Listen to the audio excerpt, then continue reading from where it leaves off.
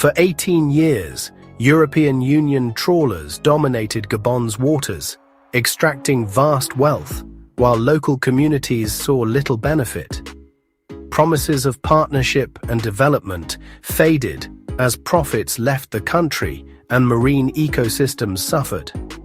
Gabon's fishing deal with the EU became a symbol of modern neocolonialism, cooperation in name, extraction in practice.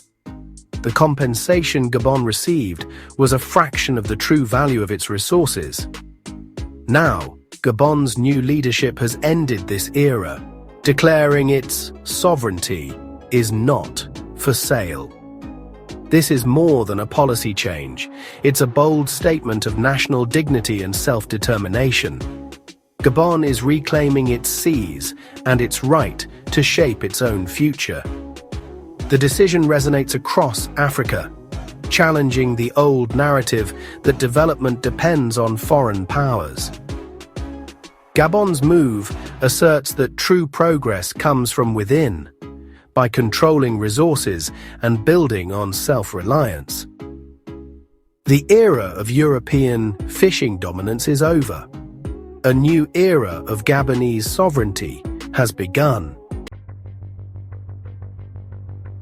The EU-Gabon Sustainable Fishing Partnership Agreement was touted as a win-win.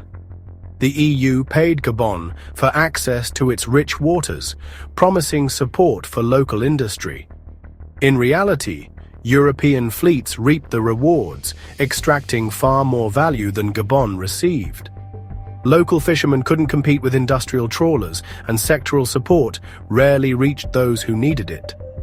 Gabon was left renting out its resources instead of building its own capacity. The deal perpetuated dependency, prioritizing European interests over Gabonese empowerment. Now, Gabon has chosen to break this cycle.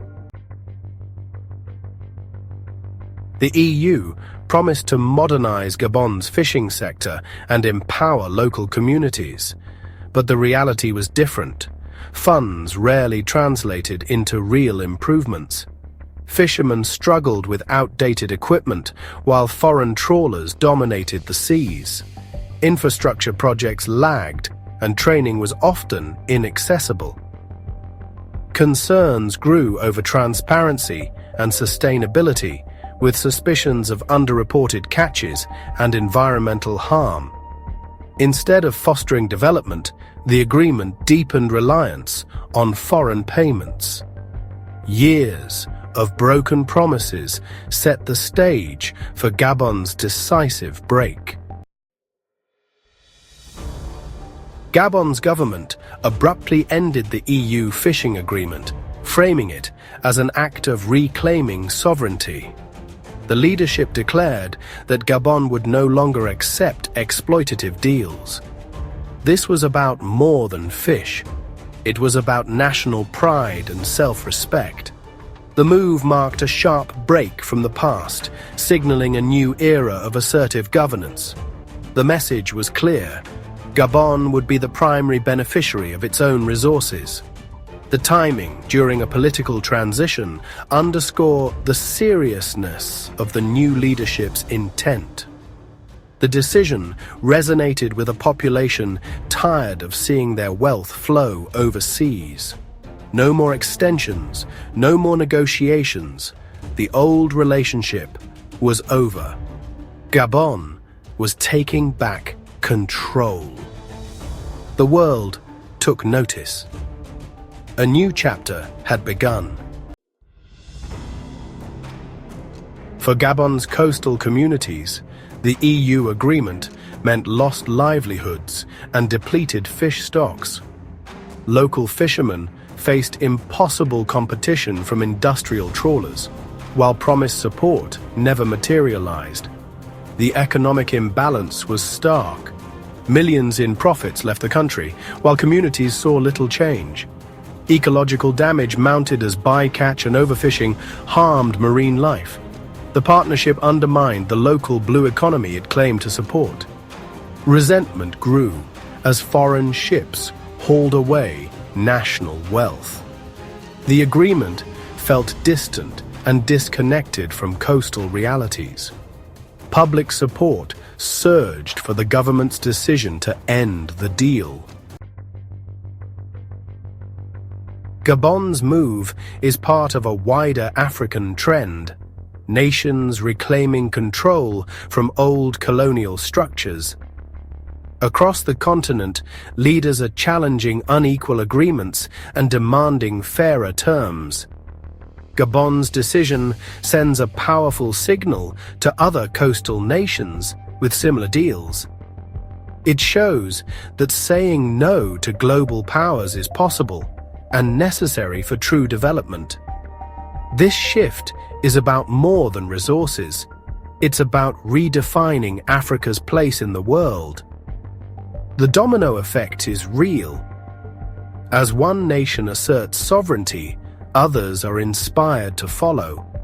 Africa is moving towards self-reliance and unity against exploitation. The future belongs to those who claim it. With the EU gone, Gabon faces the challenge and opportunity of managing its own seas. The government is investing in local fishermen, modern equipment, and sustainable practices. Plans include building cold storage, processing plants, and better transport to boost the domestic industry. Gabon aims to lead in sustainable marine management, protecting fish stocks and marine biodiversity. The goal: create jobs, improve food security, and keep national wealth at home. Success will require investment, political will, and community involvement. The path won't be easy, but it leads to true independence.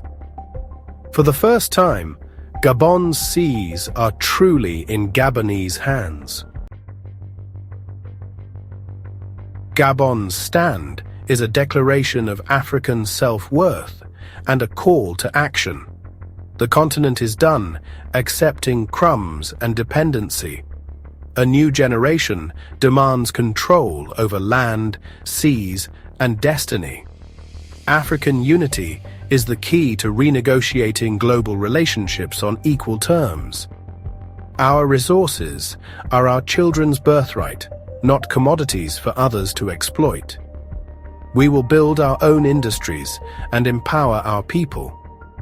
The path of self-reliance is challenging, but it's the only way to true freedom. Gabon has drawn a line in the water. Now others must follow. The struggle for Africa's second independence is underway.